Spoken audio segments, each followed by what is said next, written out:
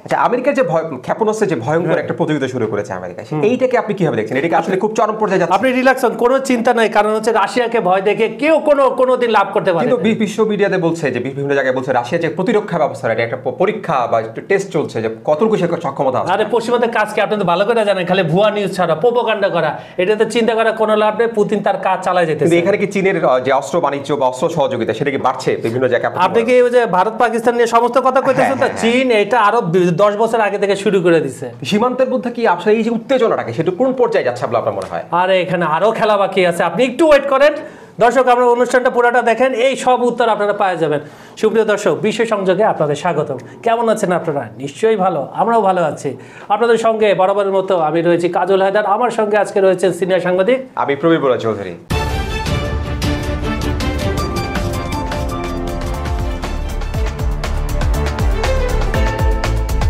কেমন আছেন? আছি, ভালো আছি, আপনি ভালো আছেন? আচ্ছা, আমরা একটু জোশ নিয়ে দর্শক দিয়ে বলবো। দর্শক একটা মেসেজ দিচ্ছে, দর্শক আপনারা পৃথিবীর যে কোনো প্রান্ত থেকে দেখছেন কোনো সমস্যা নাই, কিন্তু আমাদের চ্যানেলটি শেয়ার করতে থাকবেন, লাইক করবেন, কমেন্ট করবেন, সাবস্ক্রাইব করবেন, আপনার কমিউনিটিতে ছড়িয়ে দেন, আপনার বন্ধু বান্ধব, আপনার আত্মীয় স্বজন সবার কাছে এটা ছড়িয়ে দেন। ভালো অনুষ্ঠান, বুদ্ধিভিত্তিক আলোচনা হয়, সামান্য একটু ফানি হয়, কিন্তু ফানির মধ্যে থাকে গভীর তথ্য, এগুলো আপনারা এনজয় করবেন। আর একটি কথা, আপনারা যদি কেউ বিজ্ঞাপনের প্রমোর জন্য যোগাযোগ করতে চান, নিজের দেখবেন যে আমাদের ভিডিও নিজের ডেসক্রিপশনে লেখা আছে, সেখানে যোগাযোগ করবেন। তাহলে আমরা দর্শকদের কিছু কমেন্ট আগে নিয়ে আসি, কেন দর্শকদের কাছে ক্ষমা চাচ্ছে এবং অনেক দর্শক নালিশও করেছে। আমরা তো এখন পরিবারের মতো হয়ে গেছে, নালিশ করলে কোনো সমস্যা নেই, নালিশ করেন, আমরা সেখান থেকে পড়ি। আজকে সালিশি আদালত বসিয়েছি, আমরা ভিকটিম, কোনো সমস্যা নেই, আমরা উত্তর দিচ্ছি। পল্লব শাহ প্রথম নালিশটি জানিয়েছেন, আসসালামু আলাইকুম ভাই, কক্সবাজার থেকে পল্লব শাহ। আপনার বিশ্ব সংযোগ সংবাদ প্রতিদিন দেখি, কিন্তু আমার নাম একবারও উল্লেখ করেন না। পল্লব শাহ বলে দিলাম, আপনি লিখতে থাকেন, কিন্তু আপনি কক্সবাজারে এটা ছড়িয়ে দেন। আপনার কক্সবাজারে প্রচুর পর্যটক আসে, আপনার পরিচিত নিশ্চয়ই আছে ওখানে। আর বেশি বেশি শেয়ার করুন, লাইক দিন, কমেন্ট দিন। তারপরে দর্শক হচ্ছে ইউজার ভিউ থেকে একটা লিখেছেন, উনি বলছেন যুক্তরাষ্ট্র সবসময় বুড়া বয়স্ক লোককে ক্ষমতায় আসে, যে বয়সে মানুষের মস্তিষ্ক বিকৃতি ঘটে ঠিক সেই বয়সে যুক্তরাষ্ট্রের প্রেসিডেন্ট হয়, এটাই বড় সমস্যা। আর একটি হলো অহংকারের বিচার, আল্লাহ তাআলা এমনভাবে করে অহংকারীকে শেষ পর্যন্ত বেজ্জতি করে ছাড়ে এবং দুর্বলভাবে উপস্থাপন করে। ওটা ট্রাম্প, বাইডেন এগুলোকে নিয়ে কথা বলছে, আসলে ওদের পলিসিটাই ওই রকম। কিন্তু ইয়াং এর দিক থেকে মনে হয় ওবামা ছিলেন, সর্বশেষ প্রেসিডেন্ট যিনি ইয়াং, ওই তুলনায় ইয়াং। এবং অনেকে মামদানির ইতেও দেখছেন, যদি মামদানি যদি কোনোভাবে হয়ে যায়, সেও মনে কম বয়সী হবে, যদিও দিল্লি বহুত দূর হ্যাঁ। আচ্ছা, জাহাঙ্গীর নামে একজন দর্শক লিখছেন, তৃতীয় বিশ্বযুদ্ধ গত 3 বছর আগে শুরুতে হয়েছে, মাত্র পারমাণবিক বিস্ফোরণ ঘটে নাই। এইটা নিয়ে আমরা একটা এপিসোড করে দিচ্ছি, আপনি নিশ্চয়ই দেখেছেন, এটা শেয়ার করে দিবেন। মদন মোহন নামে আমাদের এক পশ্চিমবঙ্গের দর্শক লিখছেন, আই এম ফ্রম বহরমপুর থেকে, খুব ভালো জায়গা, খুব সুন্দর জায়গা, Kolkata 701441। I am seeing for first time but so many times I have been thinking this matter. Thank you very much আপনাকে, এবং পশ্চিমবঙ্গেও আমাদের এই অনুষ্ঠানটা আপনারা ছড়িয়ে দেবেন। আপনি একটু ছড়াতে বলেন। আমি যেহেতু আমরা জানি যে আমাদের দুই পার বাংলায় একটা বন্ধুত্বপূর্ণ সম্পর্ক আছে, আমরা সেই ব্রিটিশের সময় থেকেই আমাদের মধ্যে, ব্রিটিশের আগে থেকে অনেক আত্মীয় স্বজন আছে, আসা যাওয়া করে। তা আমরা চাইবো যে আমাদের যে এখানে শেয়ারিংটা, সেই শেয়ারিংটা যেন ওখানেও ছড়িয়ে পড়ে। তাহলে দুদেশের শেয়ারিং সুবিধা হবে কি, আমাদের এই প্রোগ্রামটা যেমন হবে, অনেক বেশি সুন্দর হবে এবং বেশি অনেক গঠনমূলক হবে, পাশাপাশি দুদেশের সম্পর্কের ক্ষেত্রে একটি ইতিবাচক। আর আমরা কোনো দেশ সম্বন্ধে কখনো বিদ্বেষ পোষণ করি না, আমরা তাদের পলিসি, সরকার যে পলিসিগুলো নেয় সেগুলো গণমাধ্যমে যেগুলো উঠে আসে, স্বনামধন্য সারা বিশ্বের যে গণমাধ্যমে যে তথ্যগুলো উঠে আসে সেগুলো অ্যানালাইসিস করি, আমাদের নিজেদের মন করা কোনো অ্যানালাইসিস থাকে না। যদি থাকে আমাদেরকে কমেন্টে জানাবেন, আমরা শুধরে নেব। তুষার সাহা উনি লিখছেন, জেলেনস্কির মাথা মোটা এবং পুতুল নাচ নাচছেন, মূল চাবিকাঠি কলকাঠি নড়ছে আমেরিকা আর ন্যাটোর মাধ্যমে। পুরনো যেসব অস্ত্রপাতি যা ছিল সেটা ইউক্রেনের মাটিতে টেস্ট করলো, কোনো প্রোডাক্ট নষ্ট হয়ে গেলে যেমন বাজারে ছেড়ে দেয় সেভাবে আর কি। আজ নাজির নামে আমাদের একজন দর্শক লিখছেন, আপনাদের অনুষ্ঠান আমার খুব সুন্দর লাগে, আমার ভাইয়ের কাছ থেকে আপনাদের অনুষ্ঠান শুরু করেছি দেখা। আমার ভাই কানাডা থেকে, নাম রায়হান কবির, যে ওনাকে উনি প্রায় কমেন্ট করে থাকেন, এইভাবে আসলে শেয়ারিংটা। ধন্যবাদ আপনাকে, প্রায় আমার ভাইয়ের কমেন্ট পড়েন আপনারা, আমি লন্ডন থেকে শুনি, ধন্যবাদ। আপনি লন্ডনে বাঙালি কমিউনিটিতে এটা শেয়ার করুন। আরেকজন অ্যাস্ট্রোট থেকে লিখছেন, উনি লিখছেন, পুতিন সুপরিকল্পিতভাবে এগোচ্ছে, এই শীতকে সে কাজে লাগাবে, কারণ প্রচণ্ড শীতে রাশিয়ান বাহিনী টিকে থাকতে পারে, এটা ইতিহাস আছে। ঠিক কথা বলেছেন। আজকের অনুষ্ঠানে সর্বশেষ দর্শক, আরও কিন্তু কমেন্ট ছিল, আমরা কমেন্ট সেশন আজকে বড় করেছি, তারপরে অনুষ্ঠানে যেতে হবে, তো এই জন্য আগে ক্ষমা সুন্দর দৃষ্টিতে দেখবেন। আজকের অনুষ্ঠানের সর্বশেষ দর্শক, উনি লিখছেন জাভেদ বিশ্বাস। আমেরিকা অনেক রাষ্ট্র আফগানিস্তানের 10 বছর এইভাবে আরও একটি রাষ্ট্রের কাছে পরাজিত হবে। উনি আমেরিকাকে যে ইউক্রেনের ফলস্বরূপ এবং ভেনেজুয়েলা যে আক্রমণের প্রস্তুতি, এটা নিয়ে কথা বলেছেন। ধন্যবাদ আপনাকে। আবার আমরা বলছি আমাদের ভিডিওগুলো লাইক কমেন্ট শেয়ার করবেন, আমাদের অনুষ্ঠানটি আপনারা ছড়িয়ে দেন সারা বিশ্বে।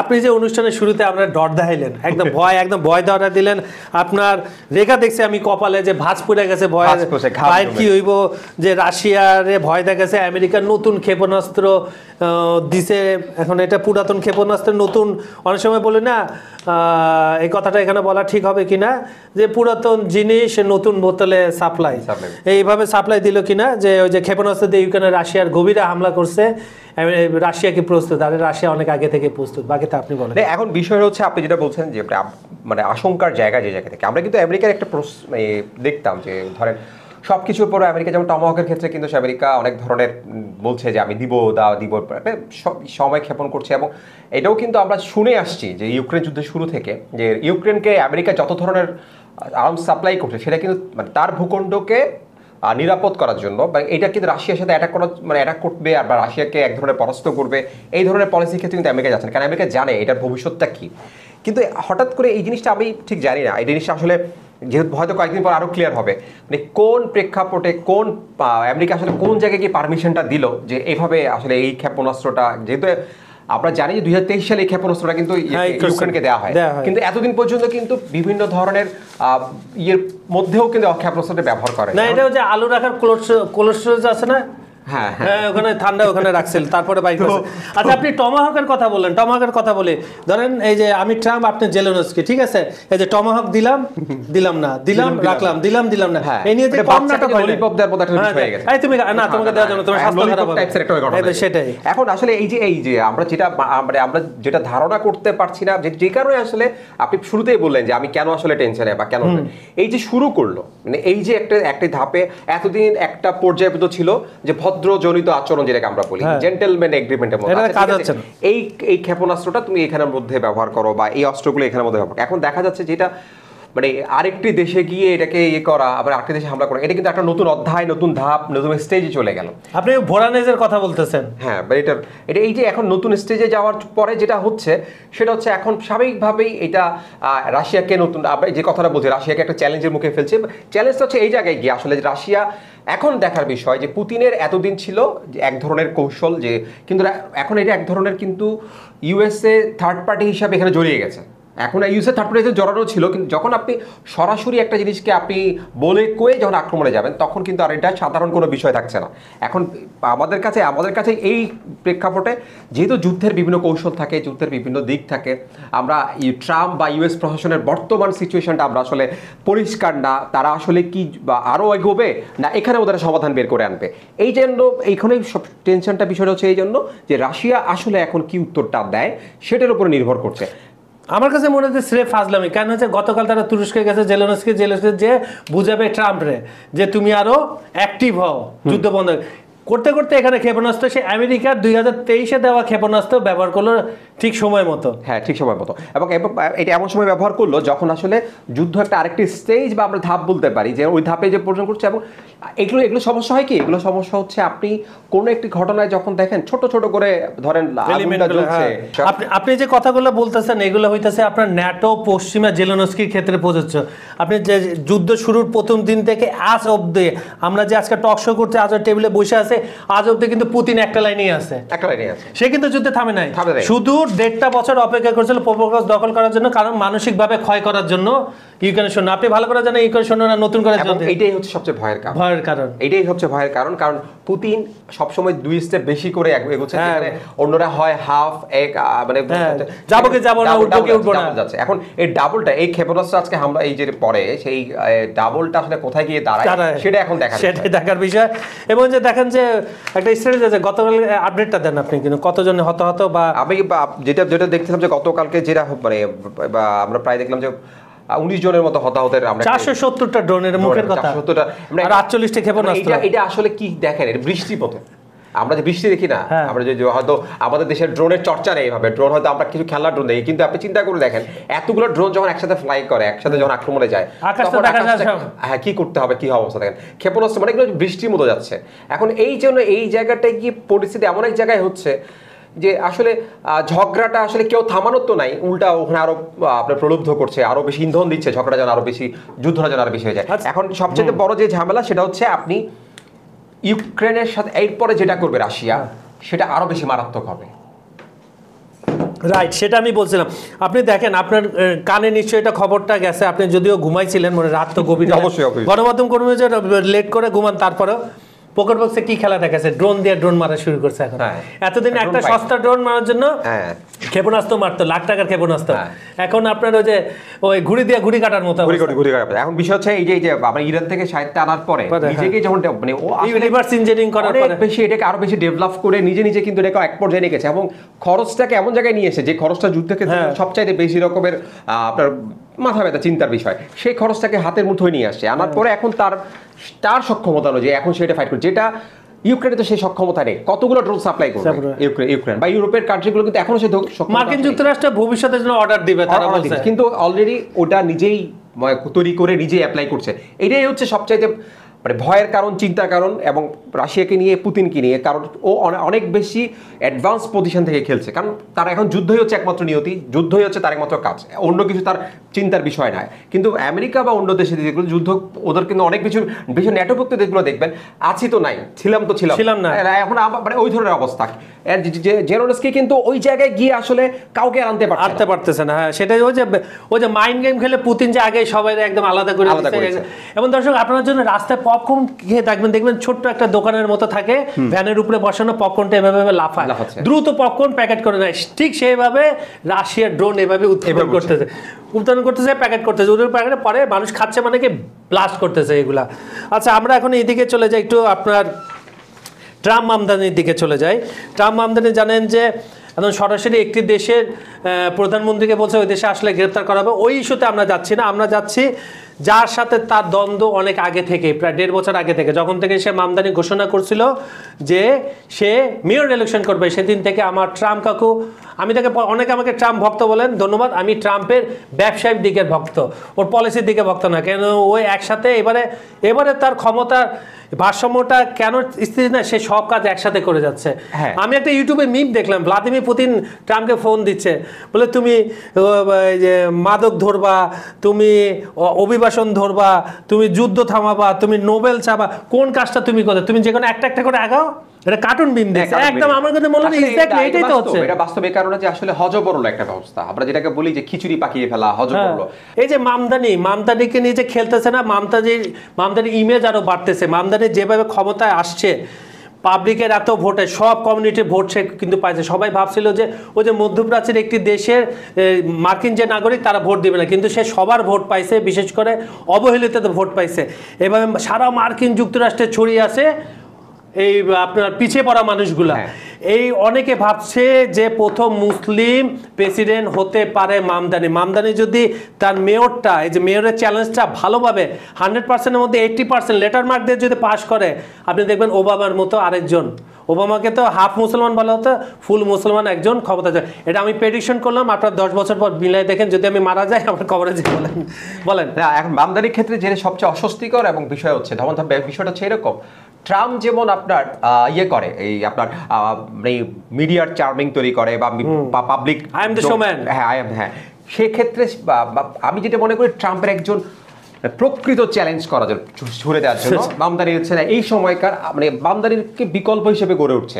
হয়তো আপনার সময় লাগবে, কিন্তু বিষয়টা সংকেতটা এই জায়গায় খারাপ, সেটা হচ্ছে ভলিউম আপ। হ্যাঁ, ভলিউম আপ 2024-এর এই সময়টাতে, 2024-এর এই সময়টা কিন্তু বামদানির ওদের যে গ্রাফটা দেখাচ্ছে, জনপ্রিয়তার যে গ্রাফটা, সেখানে কিন্তু বামদানি অনেক দিচ্ছে। এবং বামদানিকে আমরা এরকম ভিডিও ইউটিউবে এরকম ভিডিও দেখেছি যে বামদানি রাস্তায় দাঁড়িয়েছেন, পাবলিকের সাথে মানুষ কথা বলছে না, জাস্ট একটা বছর একই জায়গায় এই একটা বছর পরে নিউ ইয়র্কের সিংহাসনে বসে এই হচ্ছে আমদানির উত্থানটা। এবং এইটাই কিন্তু মানে ট্রাম্পের জন্য, তার দলের রিপাবলিকানদের জন্য, সবচেয়ে বেশি চিন্তার বিষয়, কারণ মধ্যবর্তী নির্বাচন আছে। এখন বিষয়টা হচ্ছে আপনি মামদানি এখনো পর্যন্ত যেটা হাইলাইট করতে চাচ্ছে সেটা হচ্ছে ওনাকে বামপন্থী ট্যাগ দিয়ে একটা, এবং সরাসরি আমেরিকান নন সে ধরনের ট্যাগ দিয়ে তাকে, এই দুইটা ট্যাগে কিন্তু তার নির্বাচনে জয় হয়েছে। কারণ হচ্ছে মামদানি যেটা সবচেয়ে বড়, আপনি যে ভোটের কথা বললেন, যারা এই উনি হচ্ছেন সবচেয়ে বড় যেটা করেছেন, যে আমরা জানি যে একটা মেল্টিং পটের একটা বিষয় থাকে, যে উনি একটি পটের মধ্যে সবগুলো ভোটকে আনতে পেরেছেন। এটাই হচ্ছে যে কোনো ক্যান্ডিডেটের জন্য সবচেয়ে বড় সাফল্য, কৌশল। এই জিনিসটা উনি যদি ফলো করেছেন এবং একটা সাফল্য পেয়েছেন, এবং সবাইকে খুশি রাখা কিন্তু সম্ভব না। উনি দেখাচ্ছেন 80% জনগণকে উনি খুশি রাখতে পেরেছেন। এটাই হচ্ছে সবচেয়ে ট্রাম্পের জন্য সমস্যা।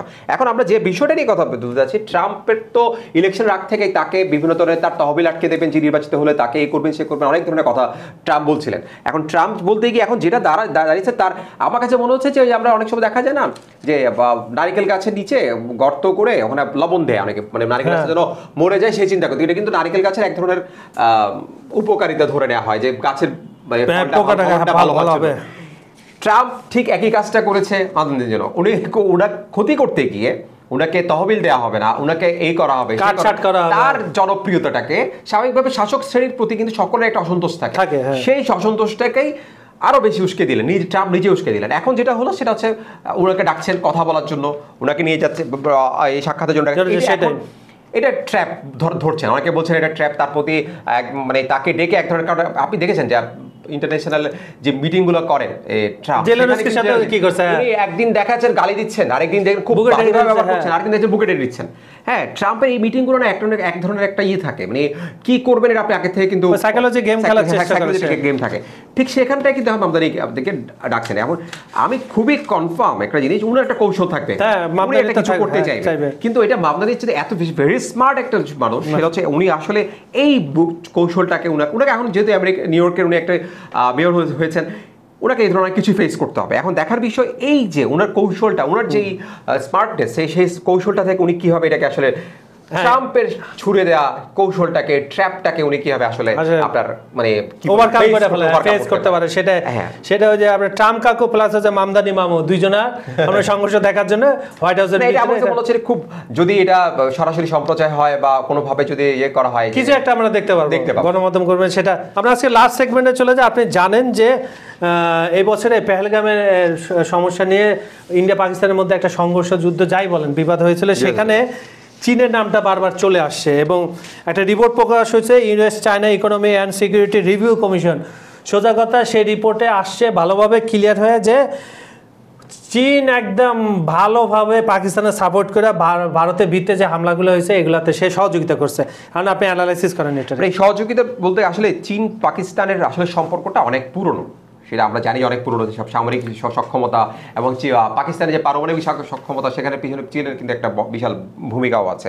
এখন বিষয়টা হচ্ছে এই রিপোর্টটা একটু অস্বস্তিকর এই মুহূর্তে চীনের জন্য, এই মুহূর্তে কারণ হচ্ছে যেহেতু চীনের সাথে আমরা জানি ভারতের একটা অলিখিত একটা আন্ডারস্ট্যান্ডিং যাচ্ছে এই সম্মেলনের থেকে আমেরিকাকে নিয়ে, কিন্তু এটা কিন্তু বিভিন্ন ধরনের আমরা যেটা রিপোর্টে দেখেছি যে চীন আসলে এক ধরনের দিয়ে স্বীকার করছে, বাট এইটা যে ব্যবহার হয়েছে বা হয়েছে এটা পাকিস্তানও কিন্তু এতদিন পর্যন্ত খোলাসা করে বলছিল না। এই রিপোর্টটা আসার আগ পর্যন্ত মানে এক ধরনের লুকোচুরি ছিল, হ্যাঁ, এক ধরনের ছিল যে বলছিল না, কিন্তু এখন এই রিপোর্টটা আসার পর এখন যেটা হবে সেটা যেহেতু দেখার বিষয়, আসলে যেহেতু মোদির সাথে চীনের প্রেসিডেন্টের একটা আন্ডারস্ট্যান্ডিং, এই আন্ডারস্ট্যান্ডিংটা আসলে এই রিপোর্টটা কতটা আপনার ভায়োলেট করে বা এই রিপোর্টটা আসলে এটা কতটা ডিস্টার্ব করে, এখন নতুন সম্পর্কটাকে কোন জায়গায় নিয়ে যায়, এটা কি আরও খারাপের দিকে যাবে না আসলে তাদের আন্ডারস্ট্যান্ডিং? কারণ আপনি যে অস্ত্রগুলো, যে সামরিক সক্ষমতা চীন দিয়েছে এই পাকিস্তানকে, সেগুলো তো এই মুহূর্তে ফিরে নেওয়া সম্ভব নয়।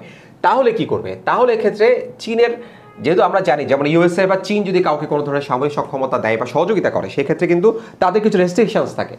এই রেস্ট্রিকশনসটা আসলে চীন অ্যাপ্লাই করে কিনা, বা এই রেস্ট্রিকশনের বিপরে যেহেতু পেহেলগামের ঘটনার পর কিন্তু চীনের সাথে ভারতের এত ভালো আজকেই এখন যে স্টেজের রিলেশনটা আছে ছিল না, এবং এটা কদিন থাকেও সেটা এখন দেখার বিষয়। অনেক বললে এটাই তো আমার এইগুলো রিপোর্ট যখন হাতে আসে, দাদা আমি ভাই যেটা বলি আপনাকে, আমার এত ভালো লাগে না, কারণ হচ্ছে আপনার ওই মানবতার দিক থেকে, আমি অন্য দিক থেকে জিও পলিটিক্সের মজাই হচ্ছে এটা।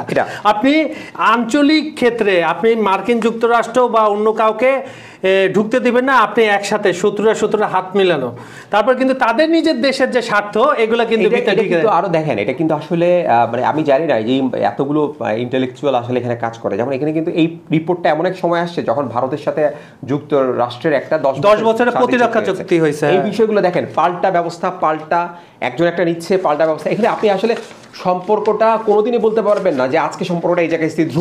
ধ্রুব বলতে আন্তর্জাতিক ক্ষেত্রে কোনো স্থির সংখ্যা নাই, কোনো স্থির ভাবে বলতে পারবে না আজকে রিলেশনটা ঠিক এই জায়গায় দাঁড়িয়ে আছে। কারণ দেখেন এই রিপোর্টটা কিন্তু স্বাভাবিকভাবে গোয়েন্দা রিপোর্ট আপনার কাছে ভারতের কাছে ছিল, সেটা আমরা ধরে নিতেই পারি যে চীনের এই গোয়েন্দা রিপোর্টটা এই গোয়েন্দা ভারতের কাছে ছিল। কিন্তু আজকে যখন প্রকাশিত হওয়ার পরে কিন্তু সেটা ভারতীয় গণমাধ্যমে আসবে, ভারতীয়রা আলোচনা করবে, তখন আসলে এই বিষয়টা, এই সম্পর্কটা সেক্ষেত্রে কোথায় গিয়ে দাঁড়ায়। মানে আমার কাছে যেটা মনে হচ্ছে, আমরা এই যে আপনার দাঁড়িপাল্লার মাঝখানে একটা দেখি না, যে দেখি যে যেটাতে ওজন পরিমাপ করে, কিছুক্ষণ বেশি ওজন হলে ওটা ওদিকে যায়, আবার কম ওজন হলে, এইভাবে যে ঘুরতে থাকে ভারত, পাকিস্তান, চীন, যুক্তরাষ্ট্র, এই সম্পর্কটা, এই যে এই 4টা দেশের যে আভ্যন্তরীণ সম্পর্ক, 4টা দেশের যে এই যে সম্পর্ক উঠান আমার ক্ষেত্রে ঠিক এই জায়গায় কিছুক্ষণ আগে দিকে যায়, কিছুক্ষণ এদিকে যাচ্ছে। আমার কাছে কেন জানি মনে হচ্ছে এইটা আসলে খুব এই আলোচনার মধ্যে, এই জায়গাটার মধ্যে ভবিষ্যৎ সম্পর্ক কোথায় যাবে খুবই আসলে একটা চিন্তার বিষয়। কারণ 10 বছরের জন্য কিন্তু ভারত এবং যুক্তরাষ্ট্র একটা সম্পর্ক নিজেদের স্থায়ী করে নিয়েছে।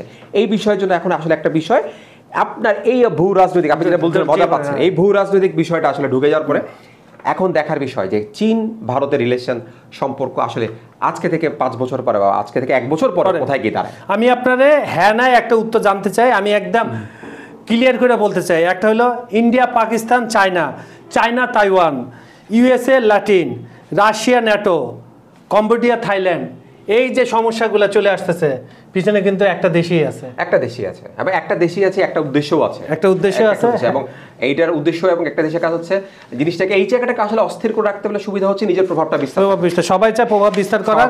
আমি যে কিছুক্ষণ আগে বললাম না দর্শক, যে বাইরের কাউকে ঠেকানোর জন্য আমরা অনেক সময় আপনার প্রতিবেশীর সাথে সম্পর্ক খারাপ কিন্তু এক হয়ে যান।